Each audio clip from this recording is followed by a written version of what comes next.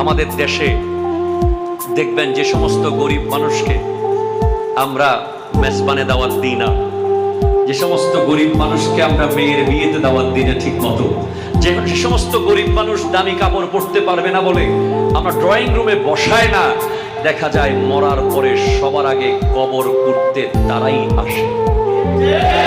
ঠিক কিনা কথা বলেন না? ওই স্মার্ট মানুষটা যার জন্য আপনি এত আয়োজন করেছেন, আপনার ড্রয়িং রুমে দামি দামি ফ্রুটসে ভরপুর করে ফেলেছেন, গোটা ঘরকে সাজিয়ে ফেলেছেন, খোদা কি কসম আপনার মরার পরে আপনার জানাজা পড়ার টাইমও তার থাকবে না। কিন্তু ওই ছেঁড়া লুঙ্গি পরা মানুষটা, যাকে সমাজের সবচেয়ে দুর্বল মনে করেছেন, আপনি মৃত্যুর খবর পেলে আপনার লাশ চট্টগ্রাম শহরের মেডিকেল থেকে গ্রামে আসার আগে আপনার কবর খনন করে রাখে ওই গরিব মানুষ, যার সাথে হাত মেলাতে লজ্জা পান, যাকে ভাই বলতে লজ্জা পান, যাকে আত্মীয়তার পরিচয় দিতে লজ্জা পান, সেই কবর পুরে সবার আগে